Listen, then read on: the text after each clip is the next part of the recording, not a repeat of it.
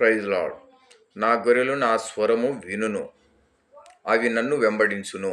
యోహాను సువార్త 10వ అధ్యాయము 27వ వచనములో స్వయాన ప్రభువైన యేసుక్రీస్తు వారు చక్కటి ఉపదేశమును మనకందరికీ కూడా తెలియపరుస్తూ ఉంటున్నాడు.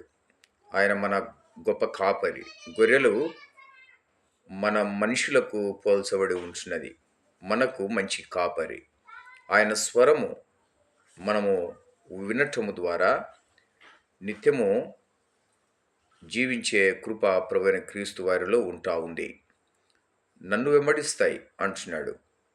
మరి సహోదరుడా, ఈ సమయమున నువ్వు ఎవరిని వెంబడిస్తున్నావు? లోకమును నువ్వు వెంబడించినట్లయితే నీకు లోకములో శాంతి ఉండదు, సమాధానము ఉండదు. ప్రభువైన యేసుక్రీస్తు వారిని వెంబడించటము ద్వారా నీకు శాంతి, సమాధానము అన్ని విధాలుగా ప్రభువైన